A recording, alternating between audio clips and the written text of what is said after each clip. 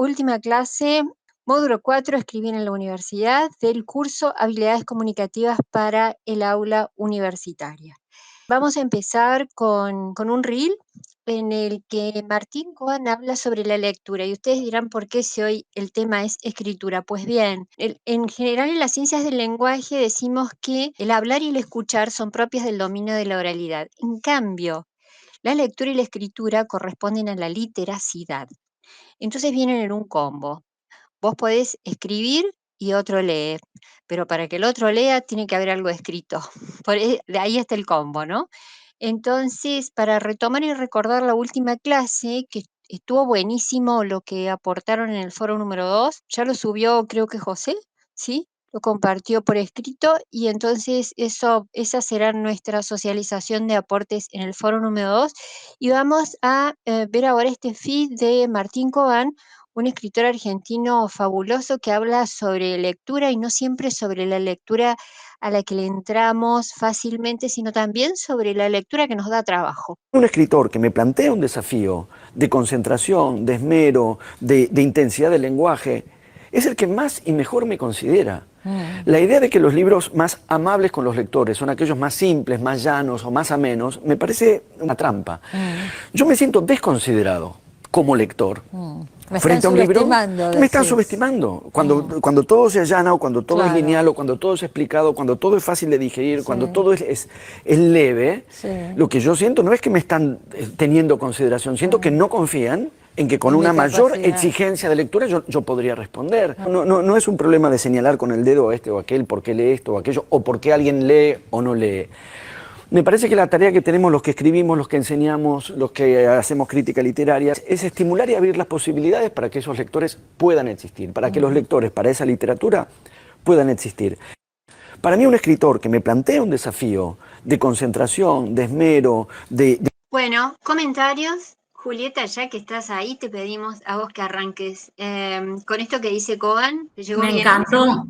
Dale, ¿por qué te encantó? Y creo que lo pensé como muy rápido, ¿no? Pero tal cual, si todo está tan claro, todo está tan resuelto, no me está implicando ningún desafío ni interpretativo el tema de leer lo que me están escribiendo, ¿no? Creo que me seduce mucho más la trampa o la lectura entre líneas o el mensaje entre líneas que algo, un cuentito con inicio, desarrollo y final, o desenlace. Me parece que me seduce mucho más el desafío de leer, intentando interpretar e intentando procesar y descifrar lo que estoy leyendo. Buenísimo, Juli. ¿Alguien más quiere comentar el reel este de Coban o lo que dice Julieta a propósito de Coban? A mí me gustaría, no sé si me escucha ahí, sí. Me gustaría agregar una cosa. Me parece también que esto de la lectura, la propuesta llana, la propuesta de escritura llana, guiada y demás, también atenta contra algo que surgió en el foro 2, que es la lectura crítica. Si yo tengo un texto en exceso explicado, en exceso guiado y me va llevando por donde el escritor quiere que yo vaya, anula mi capacidad de leer críticamente, ¿no? En consonancia con lo que decía Julieta, ¿no? Esta cosa de proponerme leer entre líneas, de proponerme leer más allá de la referencia, ¿no? Esto tan explicado, tan con notas al pie de cómo debo interpretar, atenta contra esa posibilidad de ejercer ese tipo de abordaje más crítico, más observador. Completamente de acuerdo, José. A mí me encanta escribir, ¿no? De hecho, tengo en mi Instagram un montón de escritos hechos y creo que por ahí lo que decís vos, perdón de usted, lo que dice usted es... No, por favor, Julieta. Está interpelado por la inmediatez que nos imponen los tiempos de hoy, ¿no? El que sea ya. Entonces empiezo un libro, lo leo, lo termino y quiero ya tener la conclusión. Y a veces no es así. La verdad que, no sé, a mí la lectura que más me cautiva es esa entre líneas, esa que desafía al lector, ¿no? Yo quisiera agregar algo. Yo estoy totalmente de acuerdo con lo que dicen ustedes y comparto totalmente, pero me sale esto de pensar en la cuestión situada. La lectura o la escritura dirigida a quién. Y si hablamos del ámbito académico, que es el que estamos buscando, cómo escribir o cómo dirigirnos en una clase a los alumnos, obviamente que ahí está muy bueno esto de generar pensamiento crítico, eh, generar también esa capacidad de ir más allá de lo que se lee, porque en la universidad intentamos que todos desarrollen sus capacidades de investigación. Pero bueno, si no se escribe para ese ámbito, tal vez sea necesario algo, un toque más llano. Yo como docente ya del nivel medio, también busco la manera de que los chicos interpelen, piensen, pero obviamente no se puede escribir de la misma manera para el nivel medio que el universitario. Entonces, mientras yo escuchaba esto, es como que decía eso, según quien lee, si se siente subestimado, como dice el Rin. Y bueno, la cuestión situada, así como cuando tenemos que el desafío de armar una clase o una propuesta, esto de pensar en a qué público te ofrecen las cosas. Nerina, un poco se me ocurre enganchar esto que vos decís con una reflexión que hizo alguno de ustedes la semana pasada, vinculada con los desafíos de la lectura y con el hecho de que comentábamos por el chat y también sonoramente, digamos, por el hecho de que a veces los textos que usamos en la academia, a veces los textos que los profesores proponemos, no son textos didácticos. Yo creo que muy pocas veces son textos didácticos y sí, en cambio, son textos escritos por expertos para expertos. Acá Fiorella estaba hablando en el chat de la poesía. Y en Ciencias de la Educación y en la Facultad de Filo usamos a veces la poesía, el cuento, la película, para ingresar a un tema que no es de la ficción, pero que puede ser pensado con estrategias de abordaje de la ficción. Por ejemplo, pensar qué significa para un chico ir a la escuela, vos lo podés trabajar con un ensayo de un pedagogo o también lo podés trabajar con una narrativa autobiográfica de un chico, o lo podés trabajar con una novela, o con un fragmento de una película, o con un reel, o con ¿no? Un montón de recursos. Entonces también digo, está bueno pensar esto que plantea Nerina y que plantea Julieta en clave de la situación comunicativa, los estudiantes que tenemos en la universidad, esos que vos acompañás como ayudante alumno o esos que son tus alumnos y cómo distintos grupos precisan distintos materiales y distintos abordajes. También voy a recuperar un poco lo que... lo que quedó circulando de la clase pasada vinculado con las subjetividades contemporáneas. Eso es una inquietud del equipo. Los sujetos hoy no siempre están cómodos leyendo textos extensos que leíamos los sujetos del siglo XX. Entonces, el material debe renovarse, como dice, me acordé de Mirta Legrand, el público se renueva y como los estudiantes se renuevan y los estudiantes que llegan hoy a la universidad están hechos de consumos culturales diferentes, entonces me parece ventajoso pensar en un menú de lecturas más surtido y de textos quizás más breves, más dinámicos, con más ingrediente audiovisual que en otra época, ¿no? Bueno, ¿algo más o arrancamos ya con escritura hoy? A ver, a la 1, a las 2 y a las 3, ¿quién se suma? Dale. Yo agregar solo eso, que por ahí el desafío está entre lo que dice Juli y lo que dice Nerina, entre el invitar al diálogo, el dejar que no subestimar al lector, dejar que pueda como ir elaborando también algo propio, el invitar este diálogo, pero tampoco hacerle la escalera difícil, sino ir como en el medio, encontrar un, un- una línea ahí bueno, que cada uno lo va encontrando de acuerdo a la situación comunicativa, pensando siempre en ese otro, primordialmente. Equilibrio, exacto, Milagros. Gracias, Ahora te Milagros. dejo, Glo. Tal cual. No, vamos con la presentación que hemos previsto para hoy. Qué bueno que te acordaste de la escalera, Melina, porque nos viene bárbaro acordarnos de la gradación de la escalera para pensar cómo escribimos. Escribamos con una escalera que exija y que relaje lo suficiente en equilibrio, como dice Milagros, para que el lector no se caiga, ¿no? Vamos con la que sigue. No sé qué está pasando, Meli o José. Bien. Vamos a unas placas con memes y con imágenes sobre las maneras y los estilos de escribir a raíz de lo que planteaba sobre todo Nerina, situación comunicativa, ¿no? ¿Qué opiniones o representaciones circulan sobre las prácticas letradas según las profesiones y sobre los sujetos que escriben? A ver, leemos, ¿quién tiene ganas de leer en voz alta la placa? Y vamos ya a verlas. A ver. Alfonsina, dale. Ok. ¿Es la próxima placa o cuál es? Estoy viendo la de pensamos, conversamos y apuntamos. Sí, esa es la que queremos que leas para todos. Ok. Ok, pensamos, conversamos y apuntamos. ¿Qué te dicen estas placas con memes e imágenes sobre las maneras y los estilos de escribir? ¿Con qué situaciones comunicativas puedes vincularlas?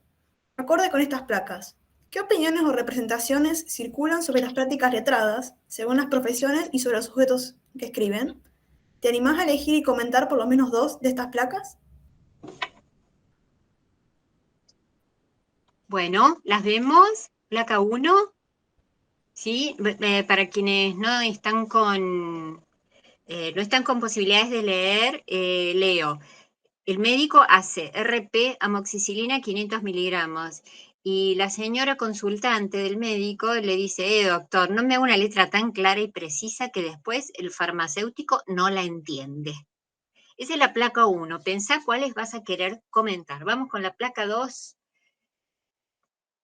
Sonríe, tú elegiste ese tema de tesis. Tú elegiste hacer un posgrado. Ese estrés es tuyo y nadie te lo va a quitar. Actitud ante todo, sonríe. Y vamos con la placa 3. Ven que hay una... justo ayer estaba viendo la llegada, de nuevo. Hay una nave espacial y alguien que desde la Tierra mira para arriba y le dice, ¿sabes quién soy yo? Bien. Estamos, Melina, placa 4. Mira esta. Mamá escribiendo. Mamá escribiendo. Mamá, cada cual lee. Bien. A ver, ¿eligen ustedes o elegimos qué placas quieren comentar? A ver, Fiorella, ¿querés comentar la 4? Fiorella, ¿estás ahí? Sí, acá estoy. ¿Podés? De leer. ¿Podés?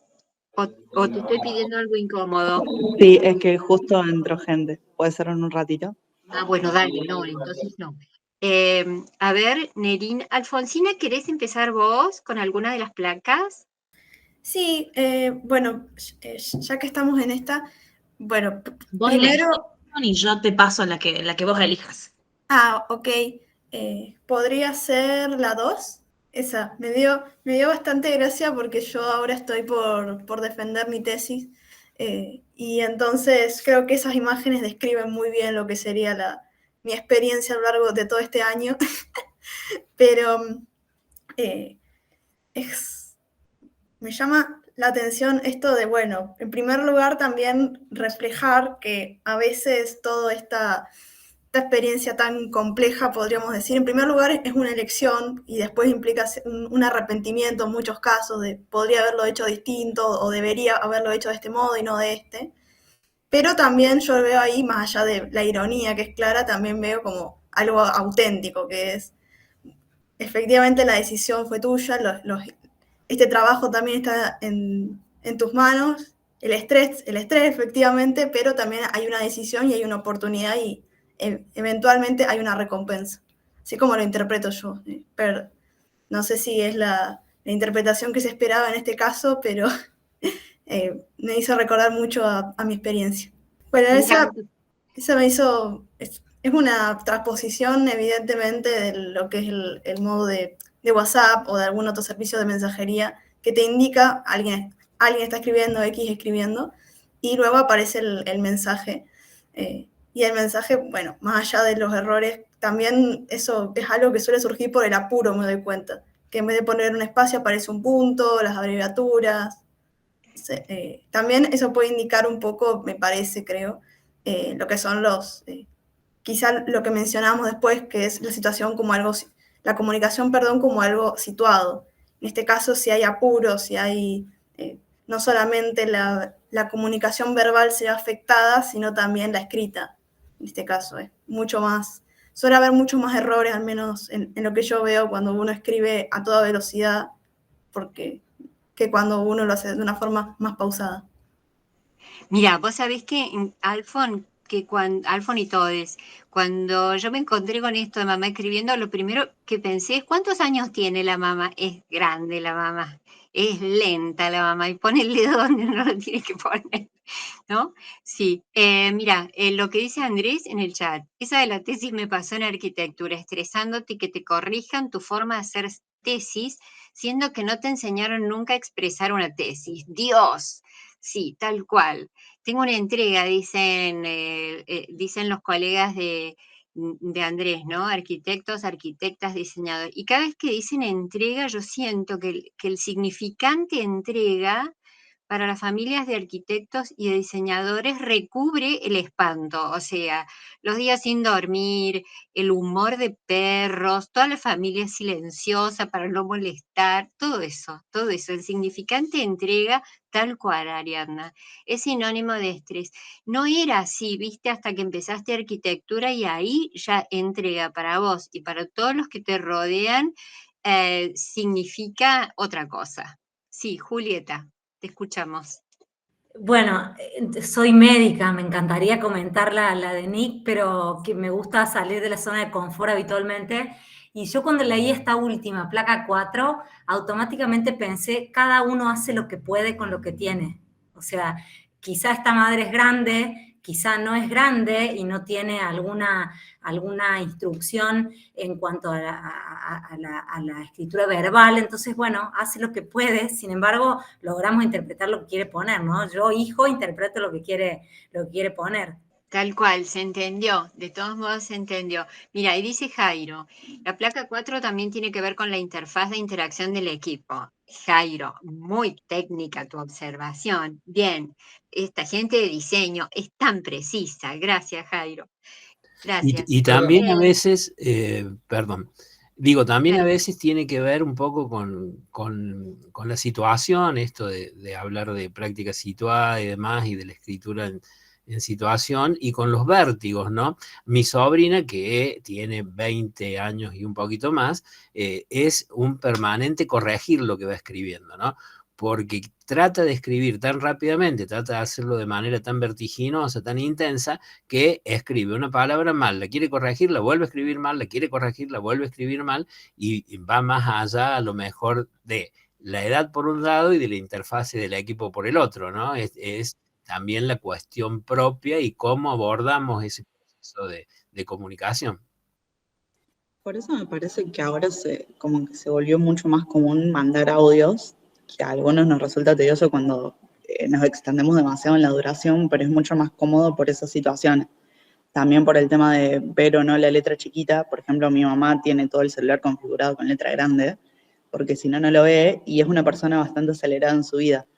Entonces le resulta mucho más cómodo directamente mandar un audio que escribir y que le salga mal y volverlo a borrar y escribir porque se pone más nerviosa y es peor.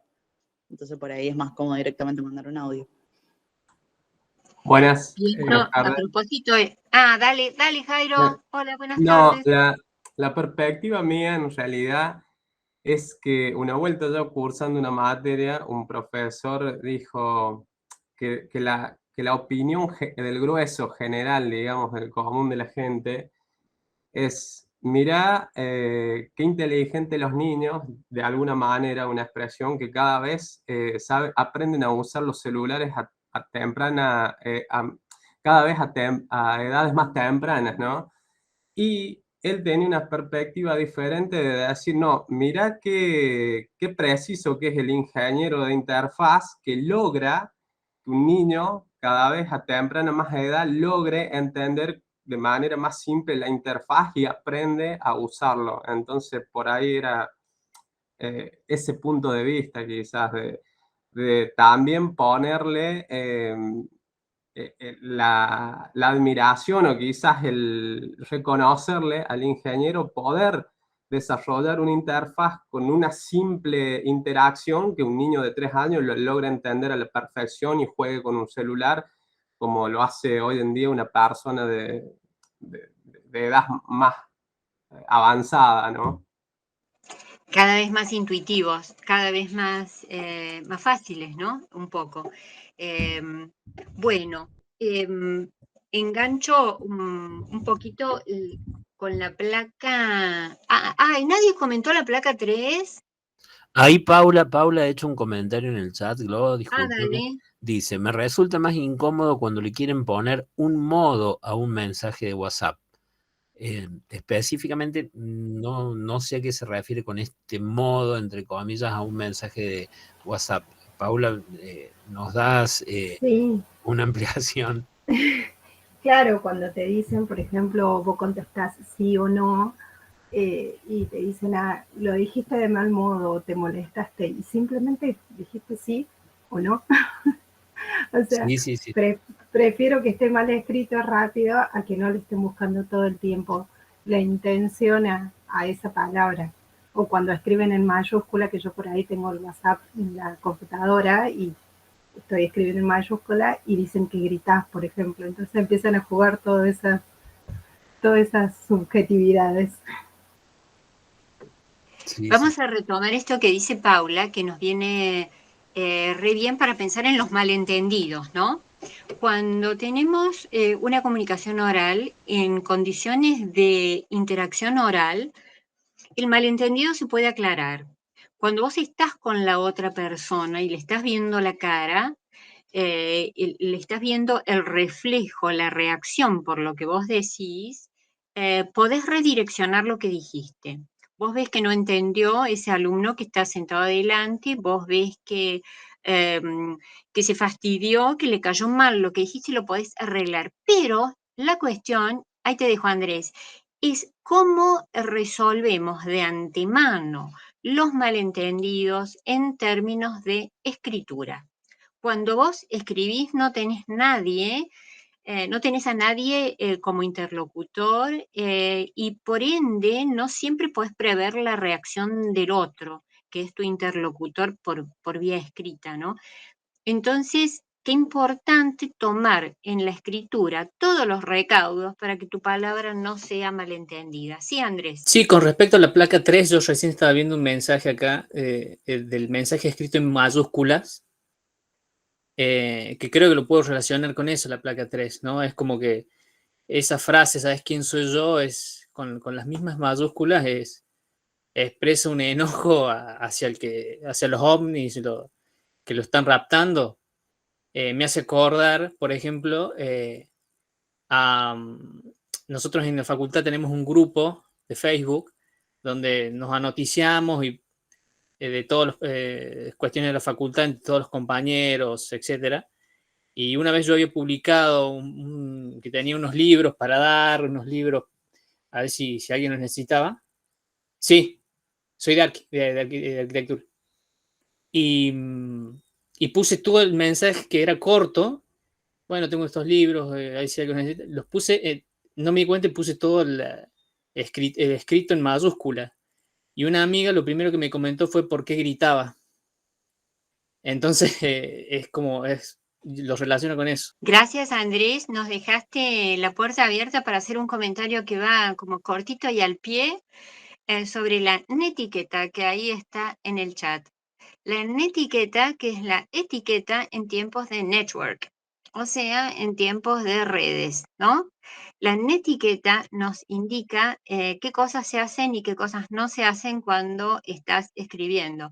Recién decía Melissa el mensaje escrito en mayúsculas. Alguien decía cuando le pones OK a alguien, ¿no? Cuando pones OK como respuesta, que queda como medio contundente. Melina decía con punto, sin punto. Bueno, la netiqueta regula los comportamientos en tiempos de network.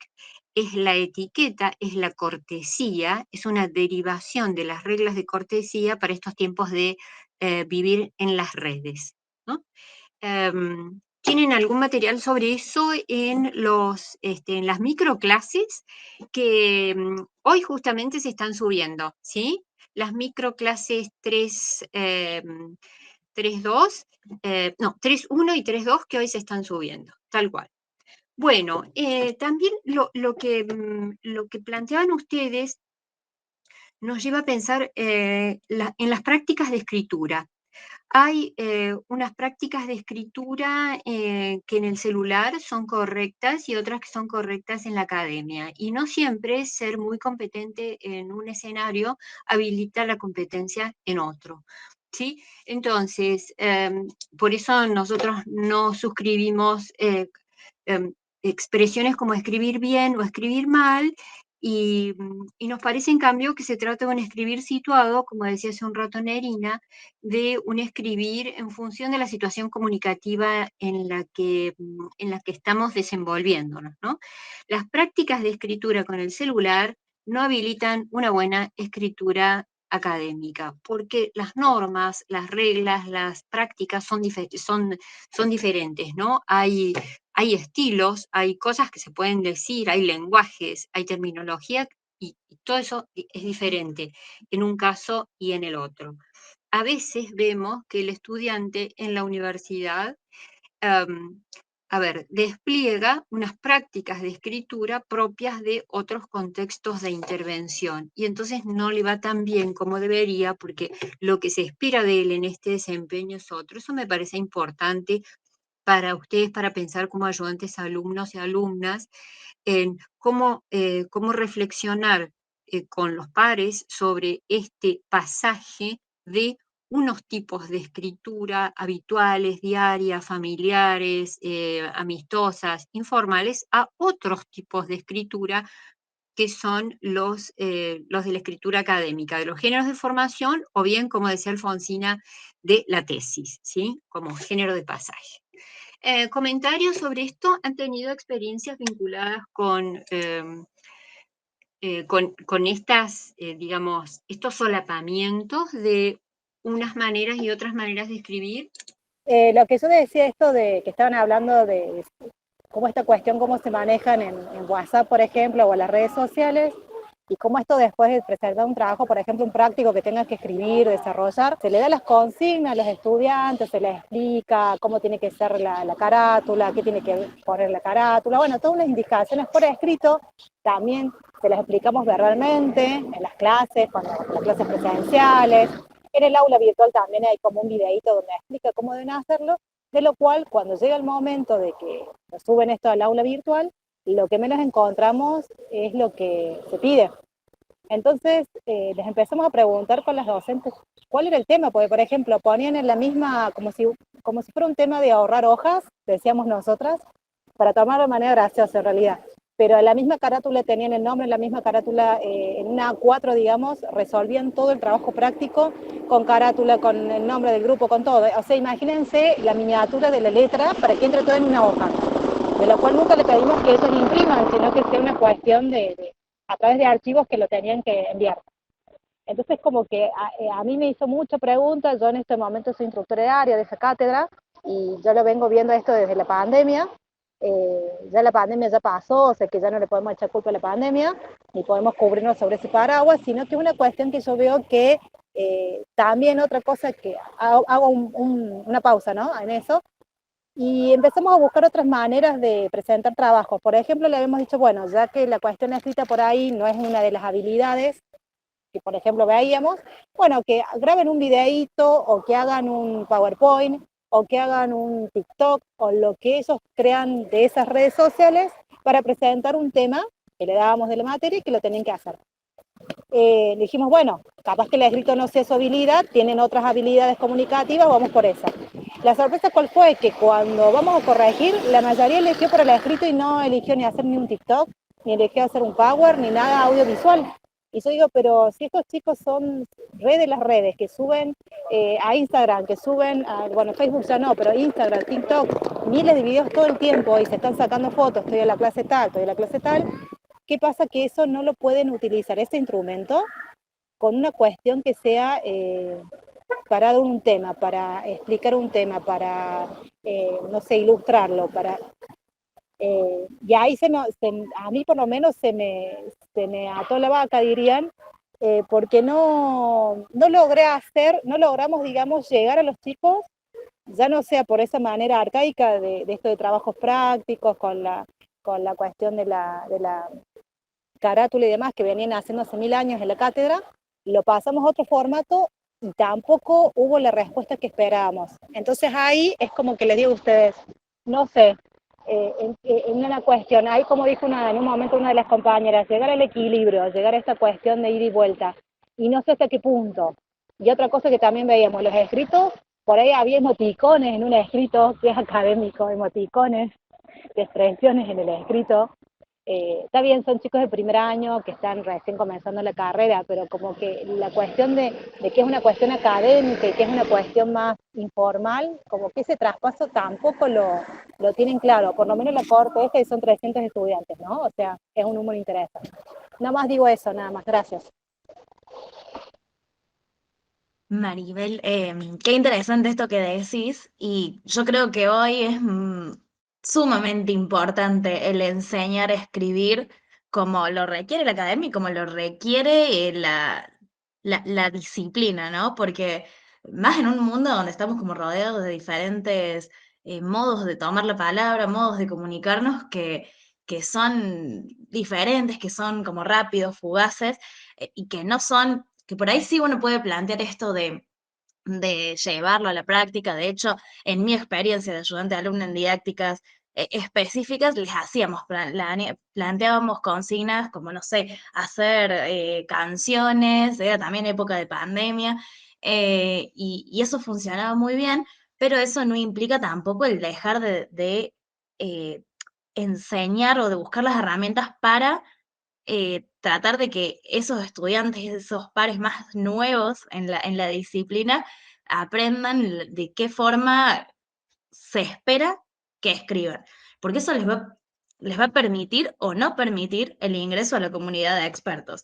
Entonces, me parece que está bueno como sí buscar de nuevo el equilibrio que decías vos recién entre eso que, bueno, sí, traemos lo que está en auge en este momento, pero también qué es lo que se espera, lo que se requiere, lo que se necesita para escribir en esa situación comunicativa y en esa disciplina en particular.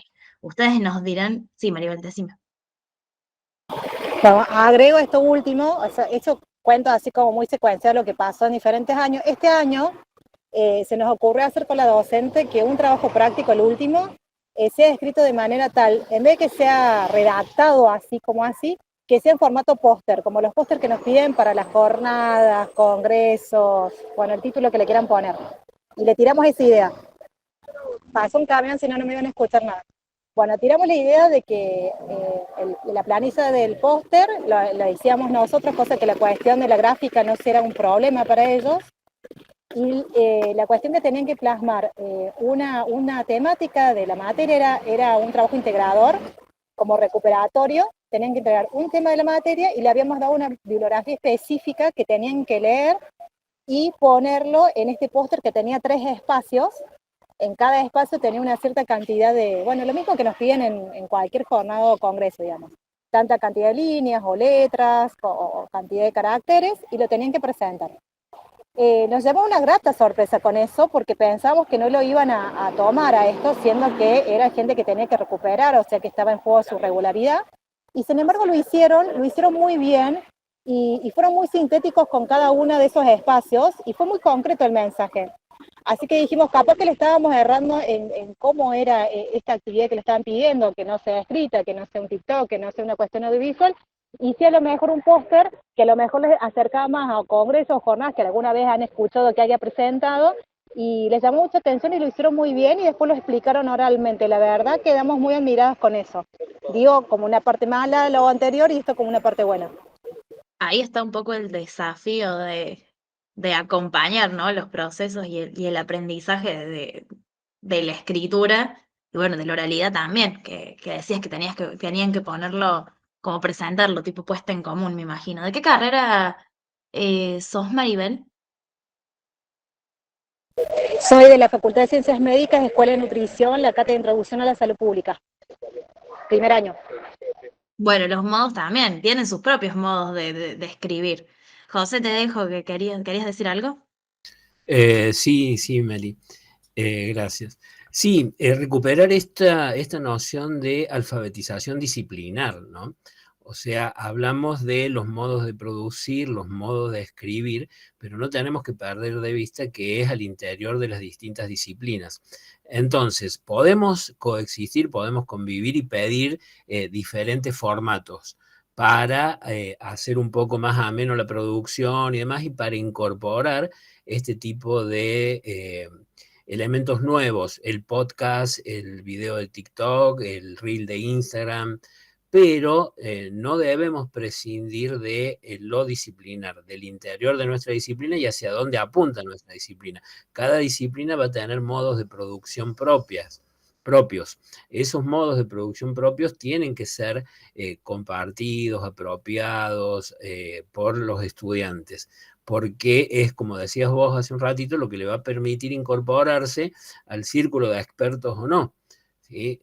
Ellos están en una carrera, en unos estudios superiores, en un campo disciplinar específico. A partir de ahí hay que trabajar los modos de hacer de ese campo disciplinar. Y no tienen que aparecer, se me ocurre a mí, como modos simples de entradas, porque no venimos preparados con un bagaje de cuestiones vinculadas a la escritura académica y a los modos específicos de cada disciplina.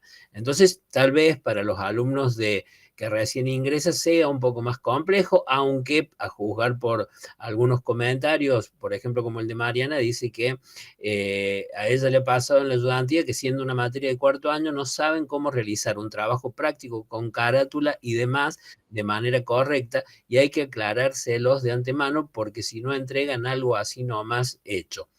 Entonces, bueno, este tipo de aclaraciones, este tipo de guías se hacen necesarias porque desde ahí también se edifica y se sostiene la producción escrita.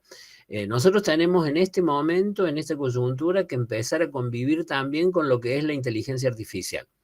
La inteligencia artificial, el chat GPT y demás, propone a través de lo que se denomina prompts, que son sentencias a modo de órdenes o imperativas, una producción de determinada naturaleza. Es decir, yo puedo narrar algo en un lenguaje coloquial y decirle al chat GPT que a ese escrito que yo hice de manera coloquial le dé un formato académico para un área específica, digamos, ¿no? Yo puedo decir, bueno, este escrito que te voy a compartir, que voy a pegar, por favor, darle una estructura académica para el área de la filosofía y las humanidades. Entonces, ese chat GPT me va a devolver un escrito con algunos matices que tienen que ver con el modo de producción de la filosofía y las humanidades. Ahora bien, se puede convivir con eso, pero también es necesario que nuestros estudiantes entiendan que puede ser una herramienta, pero que eso no va a suplir la propia producción, que no debe hacerse únicamente la producción en un lenguaje coloquial y después utilizar este tipo de herramientas para darle una estética académica, porque hay que sostener también en el campo disciplinar desde los conocimientos, desde los recursos, desde aquello que hemos aprendido, esos conceptos que podemos haber vertido en una producción escrita, ¿no? Entonces, es importante que entiendan que a escribir se aprende escribiendo, que cuesta escribir, que a veces puede ser un poco caótico, que a veces tenemos que encontrar nosotros nuestro propio modo de producción y que muchas veces vamos a escribir creyendo que estamos utilizando los modos disciplinares. Yo acá voy a hacer un poquito autorreferencial y voy a comentar algo que me pasó cuando califiqué para una beca de estímulos a las vocaciones científicas del Consejo Interuniversitario Nacional. Tenía que presentar un resumen respecto del tema de beca y demás. Yo lo hice, lo redacté, lo produje y se lo envío a mi directora y codirectora de beca. Para mí estaba hermoso, estaba fantástico, para mí no había que hacerle más nada. La devolución fue impactante porque era en los comentarios, en el documento que yo había enviado, esto no, esto no, esto no, esto sácalo, esto no sirve. Entonces, eso puede ocasionar un impacto que puede ser emocional y que pueda decir, yo no encajo en esta disciplina, yo esto no lo puedo hacer, esto no sé, pero forma parte del proceso. Y forma parte del proceso y forma parte de esta cuestión disciplinar. Al trabajar sobre esas observaciones, uno va viendo que el modo de producción era lo que, de producción disciplinar, específicamente en este caso de ciencias de la educación, de la pedagogía, era distinto a lo que yo había más o menos narrado, redactado. Entonces, digo, la importancia es trabajar con esos lentes disciplinares que hablábamos hace unas clases atrás, entender que cada disciplina tiene sus propios modos y hay que apuntar al desarrollo de esos modos de producción. Hola Marcelo, buenas tardes. Sí, quería hacer un pequeño aporte en relación a lo que decía José Recemón y todos los que han estado interviniendo. Yo soy de letras, egresado de letras y bueno, en algún momento también me dediqué específicamente a la corrección literaria y otro tipo de textos. Y una vez me tocó corregir un trabajo de maestría, ya era ingeniero el chico, y bueno, vino muy preocupado a mí, incluso pidió verme personalmente, no me lo mandó solo por mail, quería hablar conmigo. Se sentía frustrado porque le habían hecho devoluciones desastrosas sobre su tesis de maestría. Y una de las evoluciones que me acuerdo que decía el texto era, perdón, está mi hijo, me decía que estaba bastante falto de lenguaje específico de la terminología de la carrera y además que era bastante informal. Entonces, bueno, yo aporté, digamos, la cuestión de normas APA, de lenguaje específico, de corrección ortográfica. Y bueno, el trabajo finalmente fue aprobado, pero él después, aún siendo aprobado, me planteó esto de que le faltaba formación específica, técnica, que no tenía materias o seminarios en la facultad que le permitieran un lenguaje más adecuado a su carrera. Y estamos hablando de una maestría, no solamente de una licenciatura o una ingeniería, ¿no? Y tiempo después lo volví a encontrar y él me decía que, bueno, en base a lecturas, a participación en congresos, también hay una cuestión de autodidacta, fue mejorando, pero que hay una carencia también sobre esto. Bueno, era eso nada más. Eso nada más es un montón, Marcelo, porque lo que está marcando es efectivamente una vacancia en la formación. En la universidad se enseña, no sé, matemática, digamos, para la profe Lu, pero lo que no se enseña es cómo decir la matemática y no se enseña cómo decirla en ambientes de experticia, en un congreso, en una tesis, en una publicación, en un artículo científico. Entonces, el enseñar el objeto también sería bueno que lo acompañáramos de un enseñar a pensar discursivamente el objeto. Porque la profe Lu, aunque sea de matemática, en algún momento tiene que escribir una ponencia, ¿no es cierto?, para un congreso y tiene que tomar la palabra, no tiene que tomar los símbolos, ¿sí? Entonces, o pongamos por caso, Francisco era de física, no sé si está hoy aquí, o Federico de ingeniería. Sí, estoy. ¿Estás? Bien. Ahora enseguida queremos que cuenten ustedes cómo les va con esa toma de la palabra en ambientes que son universitarios, pero que son de gente egresada. Esa es la cuestión. Lo que llamamos habitualmente géneros expertos, ¿sí? El artículo de investigación, la ponencia, la presentación para un simposio son géneros en los cuales el sujeto debe hablar de lo que investigó, debe decir lo que hizo en un registro, con un lenguaje disciplinar, diría Marcelo, ¿no? Con un vocabulario específico y con una precisión semántica que son particulares, digamos, y que significan una exigencia sobre la cual no solo es bueno reflexionar, sino ejercitarnos, para que no nos suceda esto de escribir y que después nos devuelvan todo lleno de observaciones que a nadie le gusta que le pase, ¿no? Bueno, la profe Lu y Melina estaban en cola. Adelante, chicas. Dale, profe Lu. Bueno, sí, en el caso, bueno, yo soy, como decía, soy de matemática y la verdad que es súper complicado para nosotros que somos muy concisos para expresarnos. A la hora de escribir, yo he escrito publicaciones en educación matemática, sobre educación matemática. Entonces, es bastante complejo y uno va aprendiendo sobre la marcha, ¿no? Y leyendo un montón y tratando de copiar, porque tal cual, eso en la formación inicial no está. Entonces, después, en cursos de posgrado y, como digo, lecturas, diferentes lecturas, te vas aprendiendo sobre la marcha y aceptando las correcciones, las devoluciones que te hacen los evaluadores de los artículos, que uno aprende muchísimo también sobre ellos. Y en general nosotros trabajamos, acá en la universidad trabajamos un equipo y, bueno, entre todos también nos ayudamos y nos corregimos a la hora tanto de escribir una publicación, escribir una ponencia, una presentación para una ponencia y el speech de la ponencia, que también son cosas diferentes formas de comunicarnos y expresarnos. Así que, pero sí, está ausente, en la formación está ausente. Yo leía recién por ahí de enseñar las normas APA desde el principio de la carrera. La verdad que yo ya tengo muchos años de haberme recibido y todavía estoy renegando con las normas APA. Y todavía, y tengo los estudiantes en primer año, y yo me conformaría con que sepan justificar un verdadero o falso, no sé, saber dónde va la coma, dónde va el punto. Me parece que es mucho para primer año, pero bueno, vamos de a poco.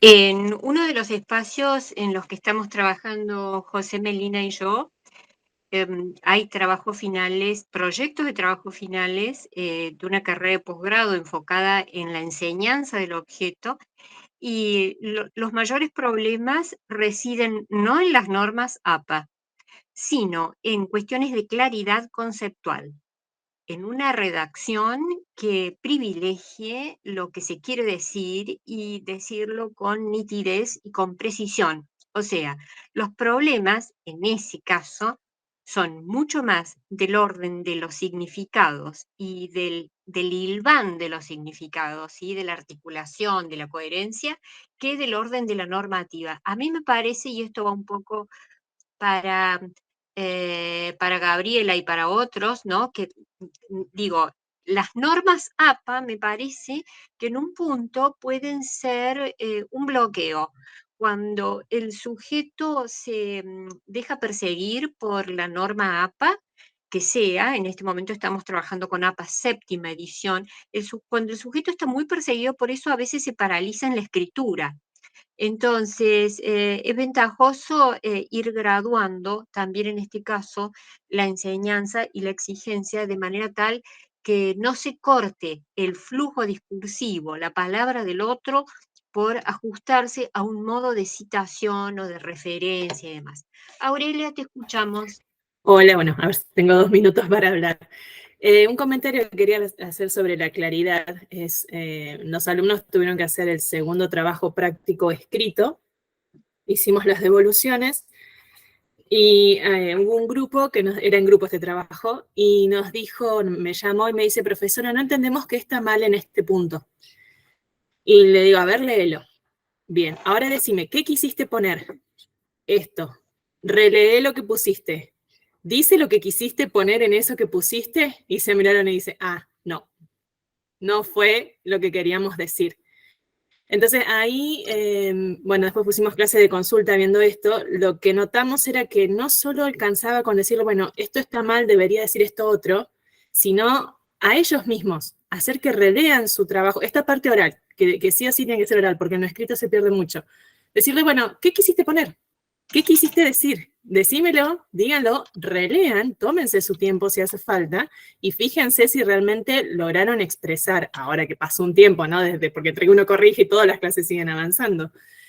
Y bueno, con esas chicas hablamos ahora cada fin de año y nos agradecieron un montón por eso, porque se dieron cuenta de esa idea que uno a veces las dice o a veces se pasa de largo de decir, bueno, escriban, déjenlo y relean después.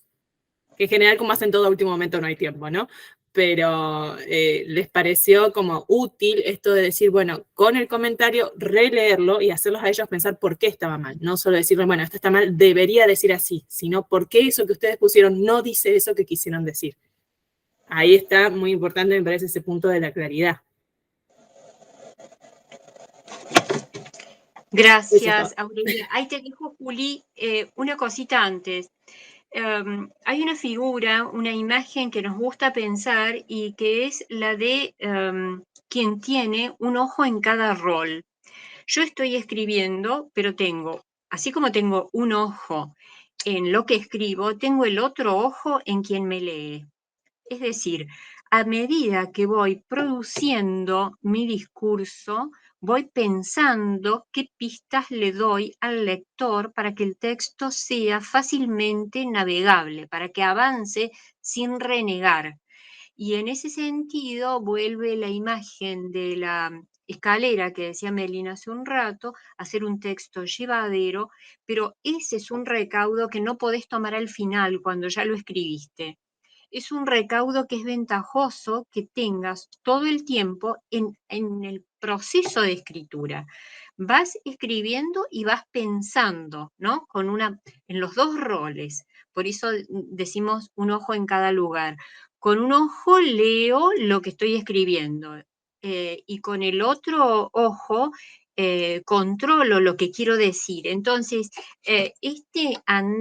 escribir como lector, dice una experta que se llama Paula Carlino, escribir como lector significa, a medida que vas desplegando tu texto, tomar todos los recaudos para que tu lector, que ya sabes quién es, que no es cualquiera, pueda decodificarte, seguirte, descifrarte y no aburrirse, ¿sí? Y no aburrirse. Para eso hay como una serie de claves, digamos, ¿no? Que enseguida vamos a comentar. Y ustedes se preguntarán por qué acá está Vicentico esperando. Ya vamos con Vicentico. Juli. Ahí voy. Capaz que no me baje un poquito más, pero echando mano a lo que usted dijo, Gloria, respecto de las vacancias, yo que tengo alumnos de la práctica final obligatoria, aquí en General Cabrera, que son los últimos 6 meses de grado antes de recibirse de médicos, creo que hay una vacancia absoluta, más allá de, por supuesto, en estas cuestiones de ponencias, simposios, congresos, etcétera, etcétera. Pero creo que básicamente quizá la falla que a mí más me preocupe es que ese alumno en 6 meses va a ser médico y entonces tiene que enfocar en qué comunica, a quién le comunica y cómo le comunica. Hay un montón de estudios científicos realizados en base a cómo, por ejemplo, dar malas noticias. El hecho de sostener la mirada, de sentarse, de la escucha activa y atenta. Me parece que veo una vacancia absoluta ahí. Es decir, recibo en la mano un informe que interpreto y decodifico que por ejemplo, la paciente tiene un cáncer de mama y entonces con eso, ¿cómo se lo comunico? Creo que veo una vacancia absoluta en la formación del estudiante ahí. Por eso por ahí uno hace mucho hincapié en cuanto a considere que la destreza científica y técnica esté adquirida, bueno, brindarle también herramientas en esta parte formativa de su carrera de grado respecto de eso, que se va adquiriendo, ¿no? con el tacto, con la práctica diaria. Solo era eso. Un montón, una vez más, un montón, Julieta. Pienso en el caso de los profesionales de la salud, aquí hay varios, y pienso también en otros casos, por ejemplo, el caso de la gente de la Facultad de Derecho, ¿no? Que habla de una manera tal que cuando uno le va a hacer una consulta a un abogado, casi que necesita una traducción, porque el lenguaje es sumamente técnico, y uno siente que se queda fuera de lo que están diciendo, ¿no? Y ese sentir que uno se queda fuera es posiblemente también lo que sienten a veces los estudiantes cuando el profesor habla con un lenguaje que les resulta muy ajeno. Sentir que uno se queda fuera es una lesión en la autoestima de la gente, ¿no? Cuando uno puede decirlo de otro modo. Y les puede pasar también, me imagino, a otros profesionales de la salud, bueno, María, Laila, varios que están aquí, Gabriela, que están aquí cursando, y también hay gente de diseño, de la Facultad de Arquitectura y Diseño, que habla de una manera tal que uno no siempre entiende lo que quieren decir. Y uno precisa una traducción, uno precisa una cosa más fácil, pero la cuestión es esta, por eso viene Vicentico enseguida. La cuestión es la adecuación, ¿no? ¿Cómo hablas en una situación y en otra? ¿Cómo aprendes a dar malas noticias a un paciente que se dedica a algo completamente distinto, ¿no? de lo que haces vos, y cómo hablas en un congreso, donde construís tu destinatario con otras competencias, ¿no? Por eso hablábamos de la vacancia. No nos enseñan en muchos casos el valor social de la palabra, el valor ético de la palabra, cómo dirigirse al otro y el valor performativo de la palabra, ¿no? Cómo la palabra construye mundos. Melissa, te escuchamos.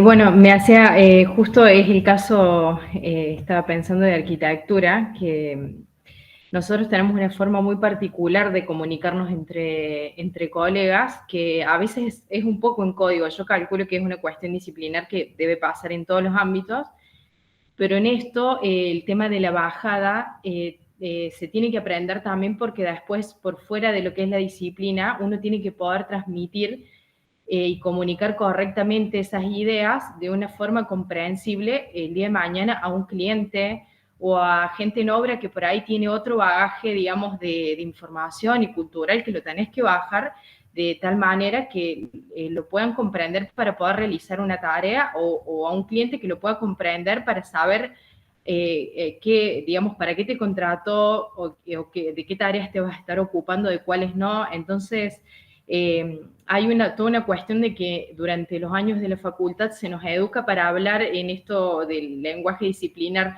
de una forma tan compleja, tan particular en cuanto al diseño, que después hay que, no sé si desaprenderlo, pero de alguna forma adecuarlo para que se pueda adaptar a otros contextos digamos, con otro público, con gente que por ahí tiene otra educación, digamos, en otras disciplinas, o con gente que tiene una educación informal, o viene con, digamos, con otras cuestiones aprendidas que bueno, que hay que hacerlo, traducirlo en un lenguaje más sencillo.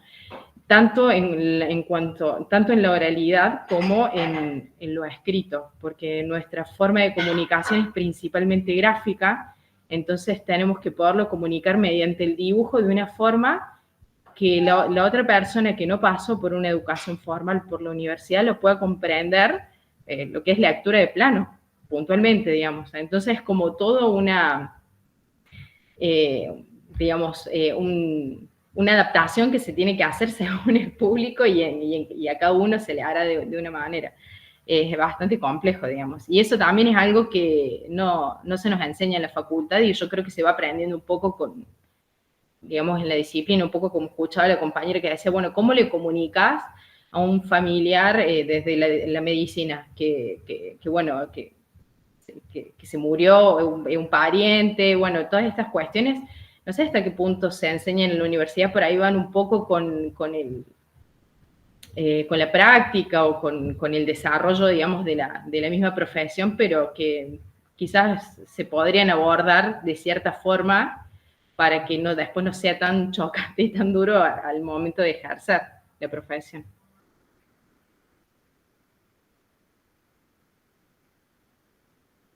Una cosita y te dejo, José, a propósito de lo que plantea Melissa. Hoy más que, digamos, hoy más que decir, voy a bajar mi vocabulario disciplinar de arquitecto para que el cliente me entienda, o voy a bajar mi conocimiento de físico para dar clase, hablamos en realidad de recontextualizar, porque a veces nos parece que decir bajar significa ponernos en una situación, en una altura, en una verticalidad, en una jerarquía que también es puesta en discusión, ¿no? Entonces, para corrernos de ese lugar de yo sé más que vos, ¿no?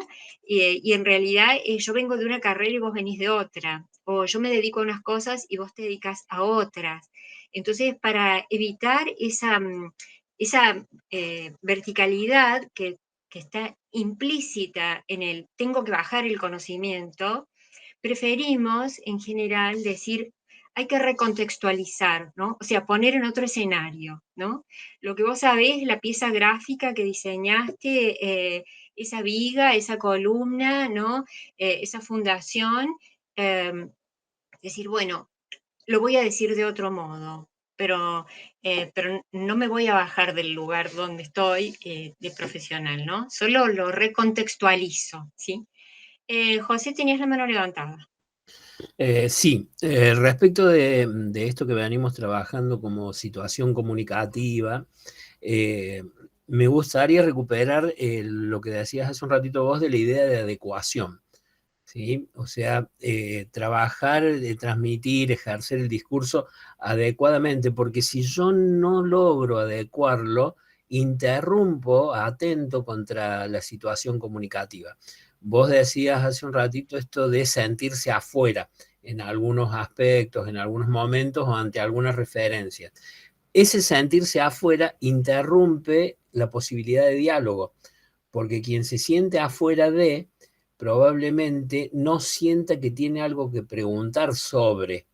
Entonces, ante la referencia médica, ante la referencia de un ingeniero, de un arquitecto, de cualquier tipo de profesional, sin haber trabajado la adecuación de esa referencia, puede inhabilitar el proceso de comunicación con el otro. En algunos campos quizás sea más complejo que en otros esa inhabilitación de diálogo. Digo, se me ocurre pensar a lo mejor que en el área médica, en el área de la salud, en el área de la educación, interrumpir esos diálogos puede ser más riesgoso que en otros ámbitos. Pero esto es simplemente una ocurrencia, digo, ¿no? Por ahí, al conocer en profundidad otros ámbitos, tal vez el riesgo sea el mismo. Pero interrumpir esa posibilidad de diálogo, ese proceso de continuidad, de repregunta, de ahondar y de profundizar a través de no haber conseguido una adecuación, nos interrumpe y nos atenta contra esa situación comunicativa que venimos sosteniendo y venimos queriendo trabajar.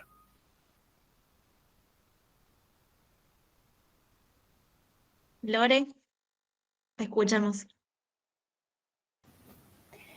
Hola, ¿cómo están todos? Me quedé mucho con el tema de que habló recién Melissa, la arquitecta, porque de pronto en su momento cuando nosotros, bueno, trabajamos en diferentes instituciones Yo soy archivera y trabajo para diferentes instituciones. Por lo tanto, tenemos que adaptarnos y tratar de entender el tipo de documentos que cada una de esas instituciones genera. Me pasó específicamente, por ejemplo, trabajar, por ejemplo, con planos en los que no entendía qué querían decir los planos. Por lo tanto, y como yo soy archivera y se supone que tengo que aprender a organizarlos, necesitaba saber qué significaba.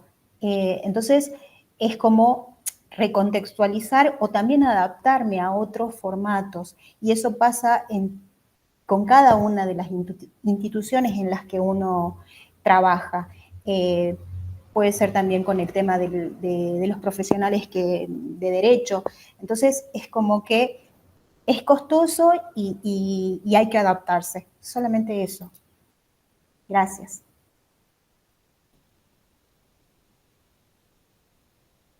Juli, te escuchamos y vamos con Vicentico. Dos cositas que me encantaron de Gloria, lo de recontextualizar y lo de lo vertical. A lo primero voy a que uno a veces quiere recontextualizar tanto el contenido a informar, que tampoco me gusta ser autorreferencial, pero me pasó una vez que indicando a una mamá una dosis de, no me acuerdo, Novalgina, por ejemplo, o dipirona o paracetamol, le digo a la mamá, le va a dar una cucharadita de café de Novalgina cada 6 horas. Entonces, yo pensando en que una cucharadita de café equivale a 2,5 mililitros. Y entonces la madre me escucha y me dice, ¿por qué le tengo que dar café, doctora, si lo que tiene el nene es fiebre, el bebé fiebre?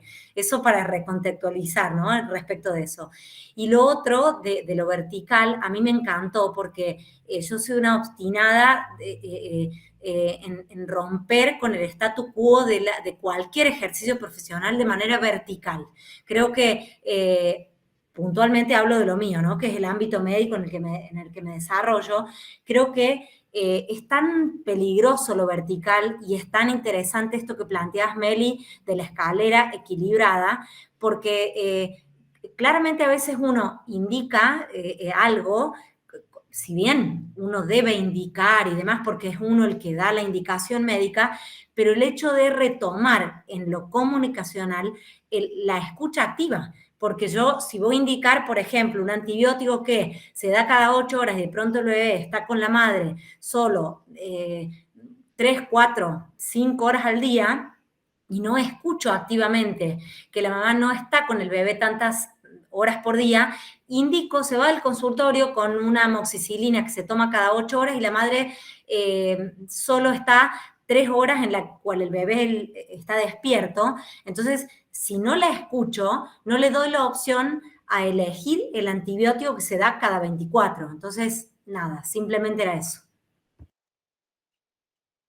Súper interesante, Juli. Y y lo que dice Andrés también en el chat, esto al fin y al cabo es una vacancia que por ahí tenemos que, desde nuestro rol, desde adscriptos, ayudantes, alumnos, alumnas, es importante tener en cuenta para la vida cotidiana, para el ejercicio profesional, pero también para acompañar y mediar en ese proceso de aprendizaje que están viviendo los estudiantes y que van a ser nuestros colegas. Entonces es muy importante eso, y también retomo lo que decías de esta por ahí, como bajar, recontextualizar, y que pensaba por ahí cuando hablaban de los TikTok y de traer lo que no significa, es una simplificación de lo que quiero decir. Hay que mantener la complejidad manteniendo esta escucha activa para que no se pierda de nuevo esta complejidad de lo que queremos decir o transmitir. ¿Vamos con Vicentico? Ustedes se preguntarán por qué Vicentico aquí. Fíjense cómo escribe Vicentico, fíjense la letra, ¿no? De este tema que es muy famoso. Los caminos de la vida no son lo que yo pensaba, no son lo que yo creía, no son lo que imaginaba. Los caminos de la vida, esta parte me mata, son muy difíciles de andarlos, difícil de caminarlos y no encuentro la salida. Vamos a preguntarle a la gente de letras, a ver si tiene ganas de comentar algo sobre esto, sobre este texto de Vicentico. En clave de sintaxis, de morfosintaxis. A ver. Sí, justo esa parte en la que vos remarcaste, yo también lo noté, quizá por primera vez, de hecho, ya había escuchado esta canción, obviamente, pero es la primera vez que como que le presto atención a esa parte y me doy cuenta como que hay una, no sé si decir un error, sino más bien una alteración de la sintaxis. Los Y no caminos importa. Hay una alteración de la sintaxis y no importa. Exacto. Porque en esta situación comunicativa, con la intencionalidad, con el efecto, con el tono que Vicentico nos pone en su video, y uno lo escuchó 1000 veces y no se dio cuenta de que estaba escrito como está escrito. Porque no nos importa, porque en ese caso no importa cómo esté escrito. Lo que importa es cómo te suena, cómo te llega con el ritmo, cómo te emociona, ¿sí? Cómo te hace bailar en todo caso. Pero no importa la sintaxis. En cambio, en estos casos que estamos viendo de situaciones comunicativas académicas, sí importa la sintaxis. La sintaxis de la pieza gráfica, la sintaxis de la lengua, importa la sintaxis, ¿sí? Vamos a la placa que sigue, que nos invita a pensar, son algunos conceptos fuertes vinculados con la tarea de escribir y la tarea de acompañar la escritura de otros y de otras en tu rol docente o en tu rol de ayudante alumno. Escribir es un montón de cosas. Escribir, veía en la película La Llegada, que les conté que ayer vi de nuevo, escribir en la película La Llegada es trazar con una tinta unas letras, unos signos, una gráfica que el otro debe decodificar, pero que enseguida desaparece. Eso en la película de La Llegada, donde hay heptápodos. Pero aquí, en este mundo en el que nosotros vivimos y en la universidad, la escritura no desaparece. Lo que escribís queda. Entonces, si queda, tenés que tomar algunos recaudos. Los recaudos son estos, los invito a que conversemos a partir de lo que está en la placa, que tiene un globo en el medio que dice escribir. Escribir significa hacer cosas con palabras. Cuando vos escribís para pedir, escribís para justificarte, escribís para presentar argumentos y contraargumentos, decía la profe Lu, creo que era, escribís para plantear algo, escribís para convencer, escribís para disculparte, pero en un montón de casos escribís y está bueno que sepas de entrada qué cosas querés hacer con tu palabra. La palabra nunca es gratuita, nunca es vana ni banal. Entonces es importante que vos te preguntes ¿para qué vas a escribir? ¿Para qué vas a escribir esa receta donde está la amoxicilina que la mamá le tiene que dar al chico? ¿Para qué vas a escribir la tesis? ¿Para qué vas a escribir el parcial? ¿No? Pero ¿para qué escribir? Porque escribir es hacer cosas. Pregúntate de entrada qué cosa querés hacer con tu palabra. Voy a ir al revés, hacia la izquierda, no en sentido de las agujas del reloj. Para hacer cosas con palabras te tenés que construir como enunciador. Esto significa, el enunciador es, digamos que es una construcción semiótica, no es una persona. Cuando Julieta habla con su familia, es Julieta en tanto la mamá, la compañera, la tía, ¿no es cierto? Y se construye como enunciador, es decir, toma la palabra, asume un rol, se inviste de unas características en su palabra, por algo escrito como sea, determinadas. Pero cuando ella esté en el hospital, se tiene que construir de otro modo, porque su rol es otro. Y cuando está escribiendo una ponencia y exponiéndola en un congreso, su rol es otro. En cada caso te construís de diferentes maneras como enunciador. Nunca dejas de ser vos, pero es como si te revistieras de un papel diferente. Fíjense el caso de la gente que escribe las tesis de a varios y de a varias. En la Universidad Provincial vemos que en la carrera de psicopedagogía se puede escribir la tesis de a 5. Son 5 personas, pero construyen un solo enunciador. Es difícil hablar desde ese yo, que en realidad es un nosotros, porque eso significa negociaciones, y lo digo para quienes dirigimos tesis. Eso significa negociaciones al interior de los grupos de trabajo, de los grupos de escritura, ¿sí? Construirse como enunciador. Sigo con el rectángulo que está a la izquierda. Alfabetización, subjetividad disciplinar. Han hablado Melina y José sobre lo que significa la alfabetización disciplinar en tanto la toma de la palabra en las carreras con unos ciertos perfiles vinculados fuertemente con la perspectiva de la realidad, con los quehaceres y también con las tradiciones de las carreras, con las tradiciones. La alfabetización disciplinar es entonces esa toma de la palabra situada en una formación que, como hemos dicho en algunas ocasiones, nos pone unos lentes en el cerebro, unos anteojos para mirar el mundo. Esos anteojos para mirar el mundo te hacen de una determinada manera.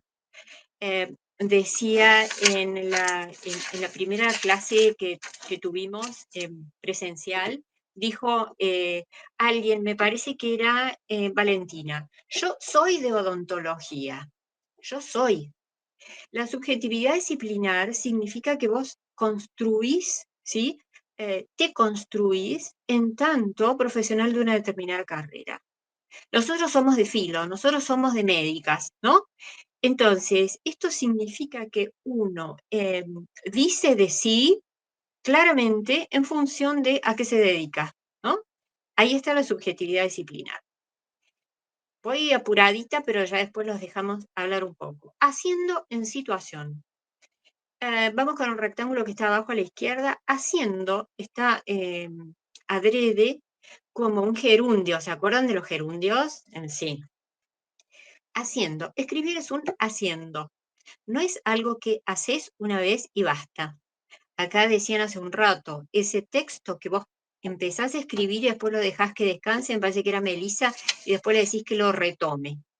Entonces, es un haciendo. Escribir es ir y venir, no necesariamente con la secuencia que va a tener el producto final. Estoy pensando en los casos de los tesistas que no logran arrancar con la introducción. Y a veces les decimos, no escribas la introducción primero. Escribí el hueso de tu investigación primero. Escribí a qué resultados te parece que vas a llegar. Desordenate. Sé caótico. Caótico en el proceso, no en el producto.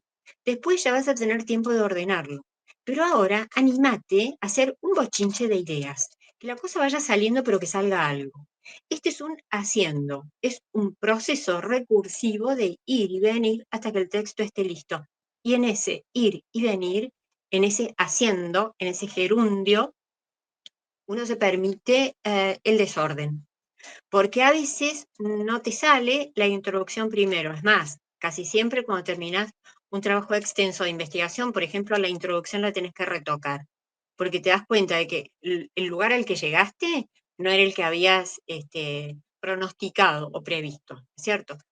Entonces, empieza por otra parte. ¿Qué parte te gustaría escribir hoy? Bueno, escribí alguna. A ver, vamos con el meollo, con la narrativa, vamos con una parte de las conclusiones, si querés. Vamos con los objetivos que se corresponden con estas conclusiones, pero no seas tan ordenado u ordenada. Es un haciendo en situación que permite un caos que después se va acomodando, pero se va a acomodar al final recién, ¿no? Bien, sigo. Recaudos, tips, claves para escribir. ¿Quién nos quiere ahora sí contar algunos recaudos, algunos tips, algunas claves sobre escritura? Hace un rato hablamos de tener un ojo puesto en el rol del lector y otro ojo puesto en el rol del escritor, ¿sí? Entonces vas escribiendo, pero vas pensando cómo te leen. A ver, ¿qué otros tips, claves?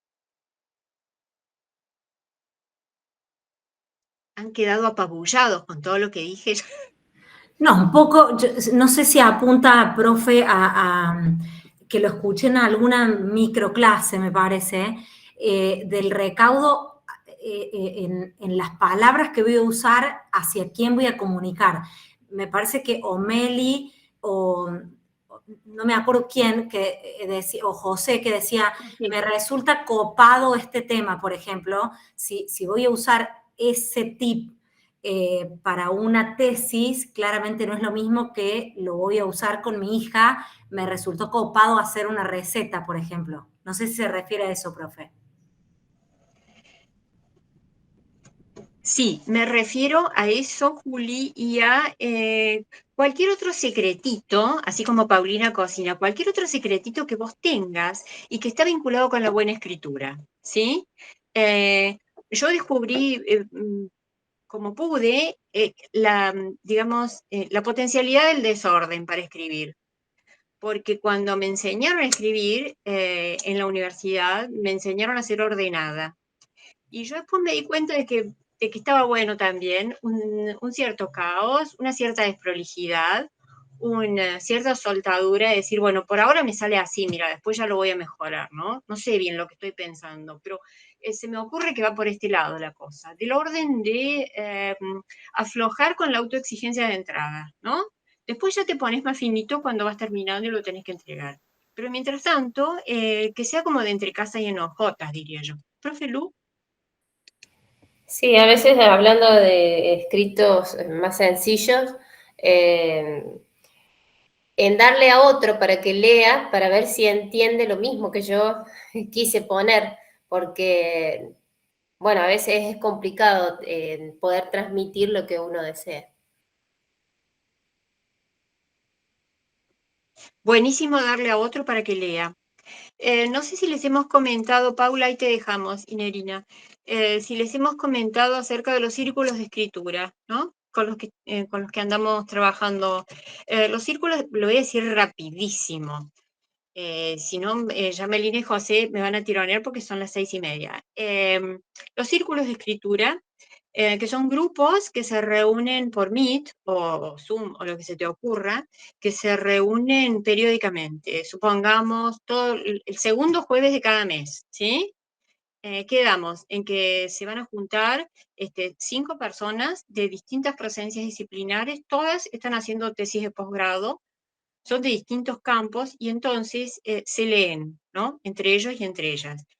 Y para el segundo jueves de cada mes, que nos vamos a juntar de 4 a 6 de la tarde, nadie tiene otra cita, nadie tiene otro compromiso. Y cada uno promete qué va a hacer. ¿Cómo accedemos a eso? Ah, ¿viste qué lindo que es? Sí, es una reidea, mira. ¿Viste? Qué fantástico. Lo tenemos que intentar. Me encantó la idea, me encantó. Sí, es buenísima porque vos no te podés dormir en ningún laurel ni en ninguna otra planta porque los compañeros te tironean. Entonces te dicen, che, Juli, bueno, ¿vos qué vas a hacer para el segundo jueves de cada mes?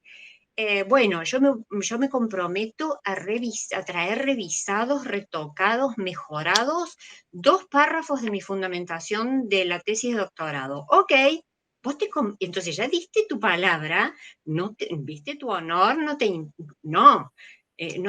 se puede poner en juego. O sea, diste tu palabra y lo vas a hacer. Y al jueves siguiente, vos sabés que aunque el miércoles no duermas, llegás con la tarea hecha.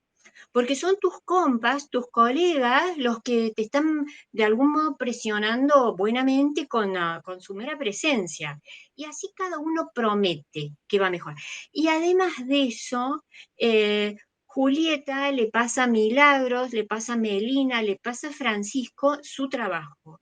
Y entonces los demás, que son de otro campo disciplinar, no van a tener la misma mirada que el director de la tesis de doctorado, porque no tienen los conocimientos disciplinares, pero sí pueden hacer comentarios, observaciones, decir, mira, Juli, el primer párrafo está bárbaro, pero el segundo no está tan bueno porque le falta, a ver, las oraciones están muy largas y se enreda uno cuando está leyendo, ¿sí? Fíjate si para el otro jueves vas a hacer un texto más claro, más contundente, que no esté tan volteado y que no dé trabajo de leer. Me encantó.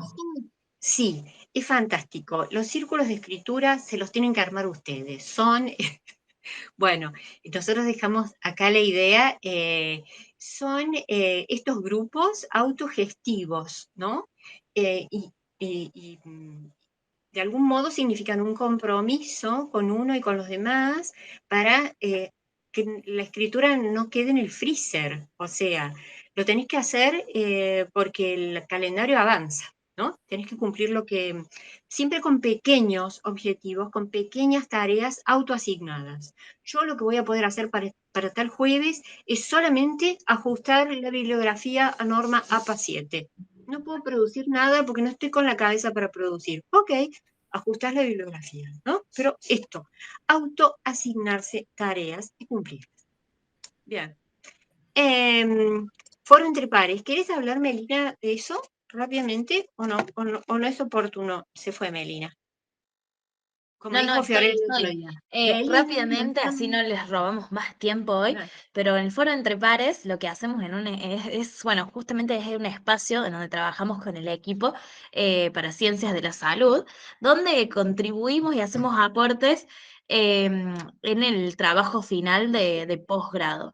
Y lo que les planteamos es hacer un foro entre pares. Cada uno va subiendo sus avances, por más pequeño, chiquitito que sea, va subiendo sus avances a este foro y los pares tienen que comentarle. No vale comentar con qué lindo que está.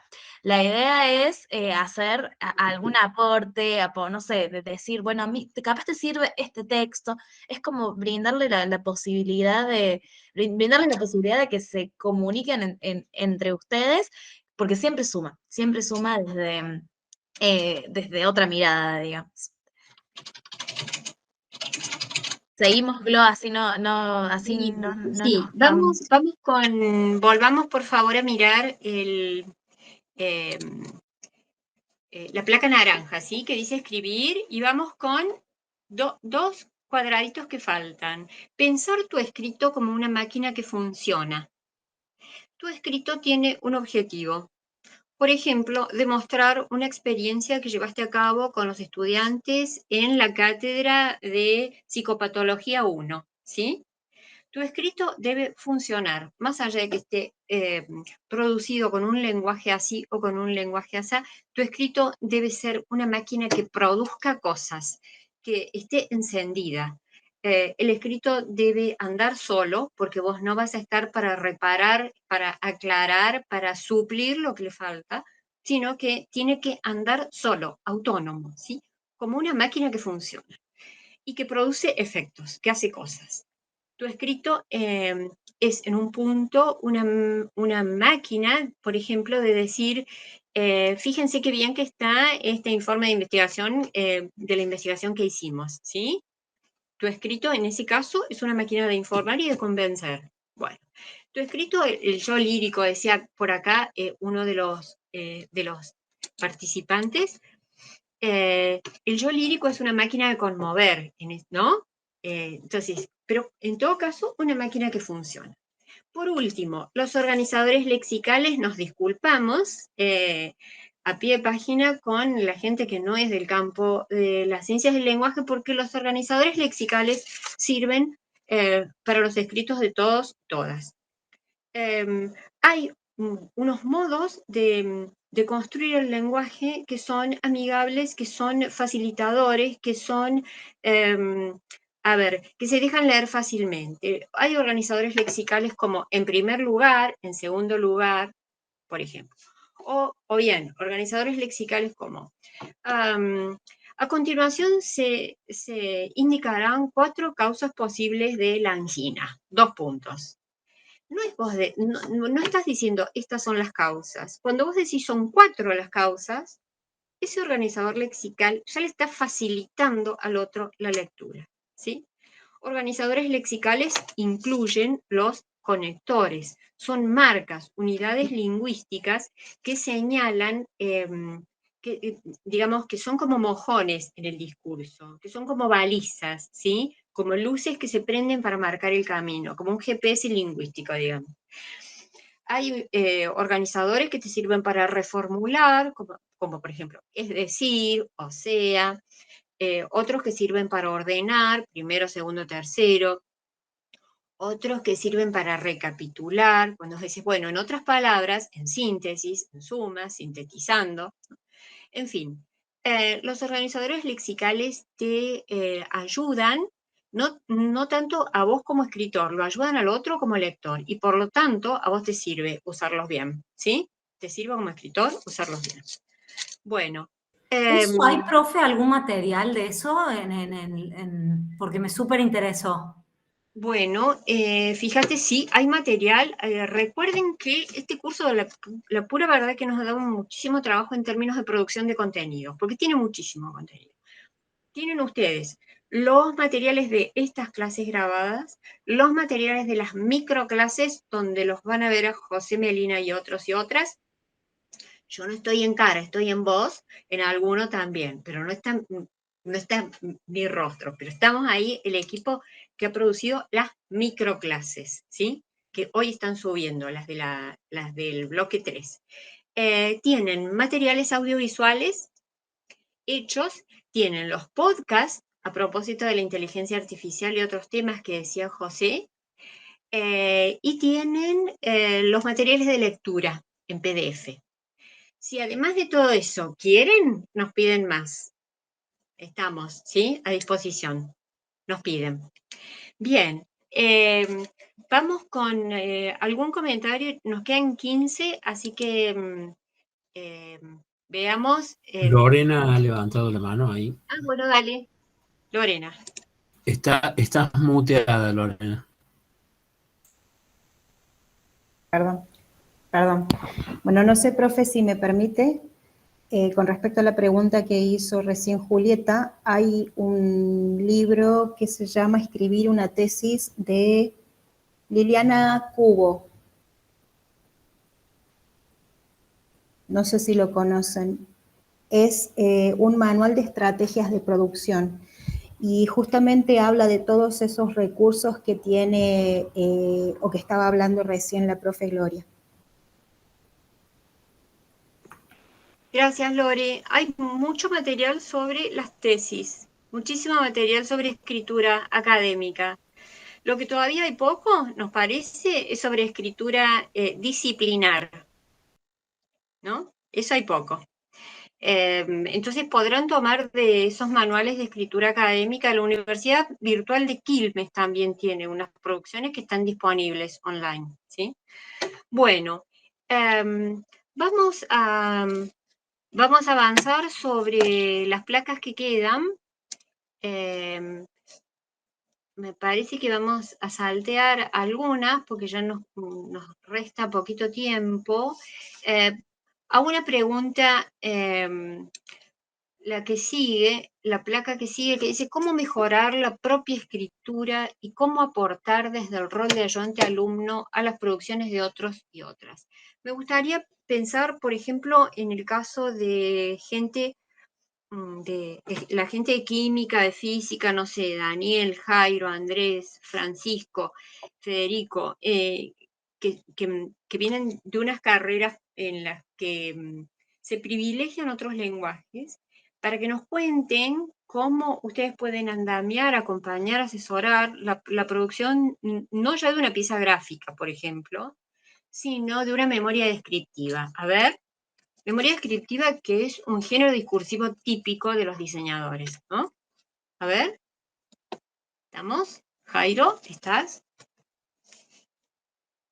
Sí, básicamente, bueno, es muy, al principio la memoria descriptiva es el nombre del proyecto, el tema, el problema que se ataca, digamos, que es el que se va a trabajar para resolver. Después, en este caso preciso que estoy explicando, porque es una memoria descriptiva que tengo que hacer ahora para el proyecto final de la última materia que estoy cursando, va la función, va una descripción técnica de la función y la dinámica de cómo nosotros lo aplicamos en el proyecto. Luego, ese es el orden específico que nos da la cátedra, para que todas las memorias descriptivas de todos los proyectos tengan al principio el tema, el problema, después va la función, la dinámica, después la funcionalidad del proyecto, por último, suena como palabras muy parecidas, pero técnicamente son diferentes los funcionamientos, y luego, por último, ya vamos a lo específico técnico, que son el orden de la fabricación, de cómo se concreta ese proyecto. Y por último nos piden apreciaciones finales, conclusiones de qué nos pareció el proyecto en su totalidad, desde el inicio hasta el resultado final. Básicamente esa es una memoria descriptiva que hacemos nosotros en diseño industrial en la última materia de cuarto año. En este caso, la temática y el concepto eran juegos, dispositivos lúdicos, didácticos, mecánicos para la destreza de inclusivo, o sea, para niños tanto de nivel inicial como de primaria. Es muy técnico, no sé si se entendió, pero como ya lo expliqué la clase anterior, somos muy diferentes, digamos, en cuanto en el formato de escribir. Básicamente un profesor la clase pasada nos dijo, no sabemos básicamente escribir. Entonces es como hacer mucho esfuerzo en ese sentido. Bueno, yo disiento, no es que no sepan escribir, es que escriben como diseñadores o escriben como arquitectos. Y el trabajo de los diseñadores y de los arquitectos tiene una dimensión social fortísima. Esto que vos decís de los juegos está vinculado con ser niño o niña, ¿no? Está vinculado con la infancia, está vinculado con derechos, o sea, no es solo una cuestión técnica, me parece que hay un montón por debajo y por detrás de eso, más allá de que lo expliciten o no. Así que, bueno, la escritura ahí también está fuertemente marcada por una cuestión técnica, pero eso no significa que no tenga otras dimensiones, la producción que están llevando a cabo, ¿no?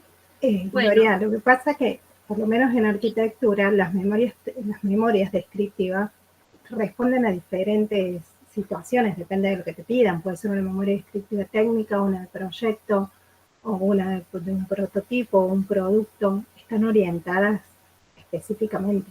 Orientadas, por ejemplo, una memoria, si hacemos una memoria descriptiva de un relevamiento ya de un plano municipal, es una memoria descriptiva totalmente técnica, en donde tenemos que describir todo lo que relevamos. Si hacemos, por ejemplo, si le pedimos una memoria descriptiva de un proyecto, empieza como dice Jairo, desde la concepción del concepto, la implantación en el sitio, la descripción de la localización y cómo va transcurriendo ese relato. Una de las cosas que quería agregar con el tema anterior era que, por ejemplo, tienen muchas dificultades a la hora de escribir la memoria técnica. Quizás es por, como dicen los chicos, por falta de práctica, pero fundamentalmente porque no, o sea, se ponen como tan rígidos al escribirla que pierden la mirada de lo que quieren decir. Una de las cosas que yo hago con mis alumnos es hacérselas que se graben, diciéndolas, relatándolas y después que las transcriban, en donde ahí logran una mayor claridad entre lo que piensan y poder bajarla. Me encantó, esto nos da pie, ay Paula, me abriste una puerta a la cual no puedo resistirme. A medida que uno va escribiendo, va sabiendo más eso acerca de lo cual escribe. Esto que plantea Paula, nosotros lo llamamos la dimensión epistémica de la escritura. Vos lo sabés más o menos a lo que querés decir, pero cuando lo escribís, como tenés que pensar en el otro y que te salga claro y que te salga bien, que se tiene que entender y que no tiene que estar reiterado, entonces ahí tomás unos recaudos diferentes. A medida que vas escribiendo, vas aprendiendo más eso que ya sabías, ¿sí? Porque te permitís ir y venir, porque te permitís ir afinando la idea hasta que quede como vos querés que quede, ¿sí? La dimensión epistémica de la escritura. Vamos, ¿quién quiere empezar con esto? Conversar y apuntar, nos quedan, no sé, 8 minutos. A ver, qué divina, Julieta, dale, vamos a hacer 2 horas más esta clase. Bueno, Julieta, nos pone re contentos, re contentas, que esto que sirva, que sirva. Bueno, siempre se podrán hacer otros trayectos de formación. ¿Quién arranca con las 4 cuestiones centrales para conversar y apuntar? A ver.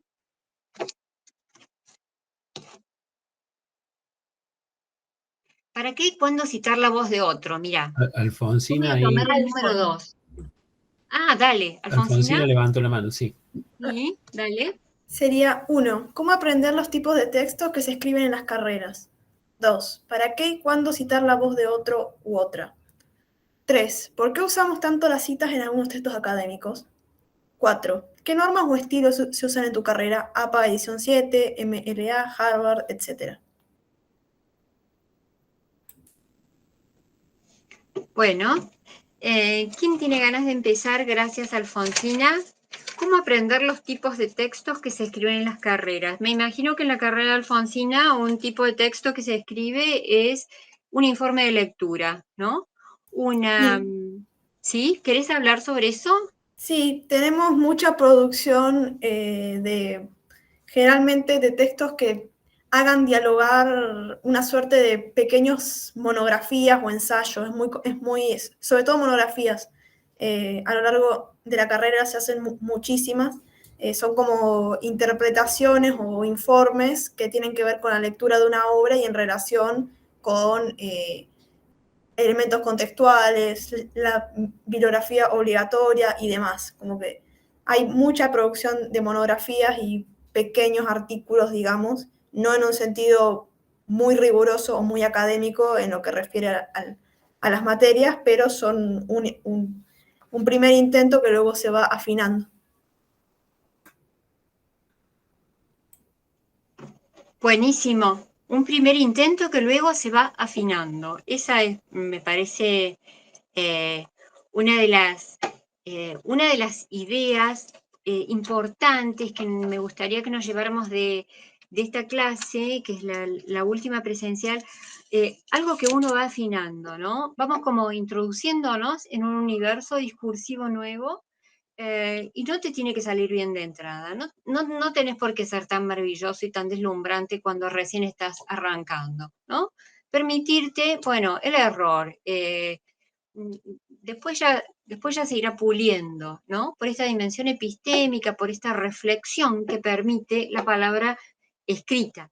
La palabra puesta en grafía permite que vos vuelvas a ver lo que escribiste. No pasa como con la palabra dicha, que ya está, ya se fue, ya hizo lo suyo, ¿no?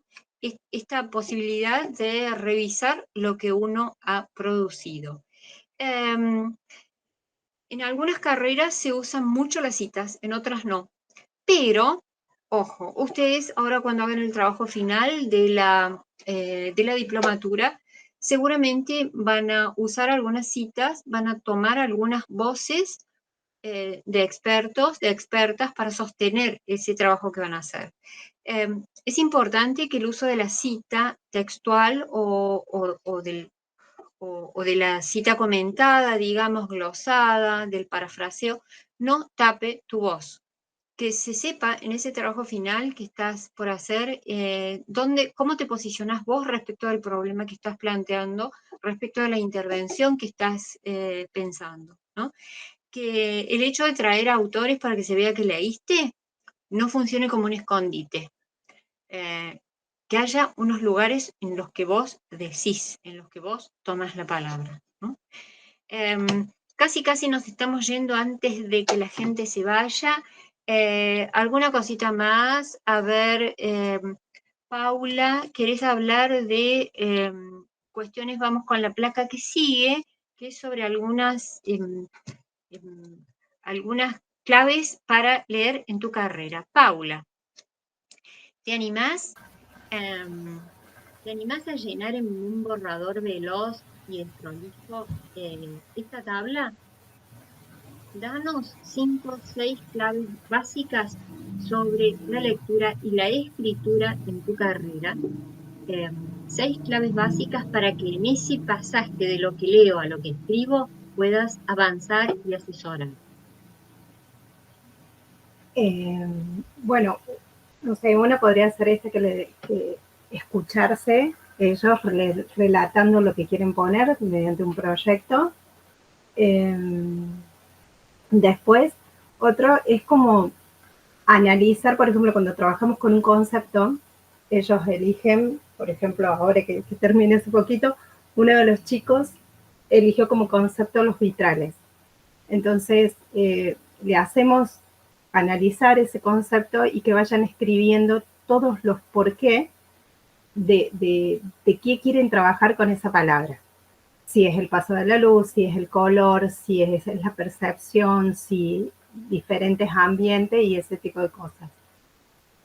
Otra forma que por lo menos yo intento de que ellos implementen es que todo lo que escriban tenga un porqué, un para qué y un cómo, que se lo puedan responder ellos mismos, porque siempre los veo como inseguros a la aprobación, o sea, como que hacen algo y están esperando siempre la aprobación de uno. Y yo intento que siempre ellos me den los motivos necesarios y las justificaciones para que eso pueda funcionar o no. No sé si va por ese lado la pregunta. Bueno, esas serían entonces algunas claves para la escritura, ¿sí? Otro u otra de otra carrera, a ver, de archivología estaba Lorena. ¿Está por ahí Lorena todavía?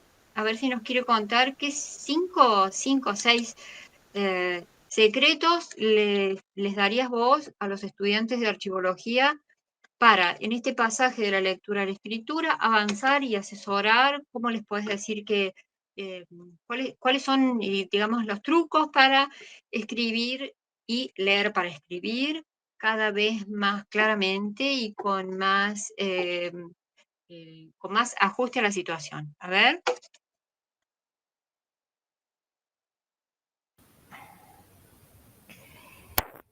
Bueno, siempre tener en cuenta es importante porque se trabaja mucho con citas en archivología, así que siempre tener en cuenta, incluso tenemos nosotros un material instructivo, digamos, para las citas, no usamos las APA. Tenemos una forma de citación que es de la Escuela de Archivología, entonces hay que siempre respetar ese formato. Esa sería una de las cosas. Otro punto importante es tener bien, entender bien cada uno de los procesos por los que nosotros avanzamos en nuestra profesión para poder llevar a cabo y bueno, básicamente avanzar en la formación. Otro punto importante siempre es, como dije, tener en cuenta lo que usted decía recién sobre los conectores al momento de tener que escribir. Eso es sumamente importante porque tienen muchos problemas los chicos para poder realizar monografías. Por eso es que ahora se está haciendo mucho hincapié, en casi todas las materias se exigen que se hagan monografías justamente por la falta, digamos, de práctica en ese sentido. Cuesta mucho que entiendan, cuesta mucho que escriban. Así que, bueno,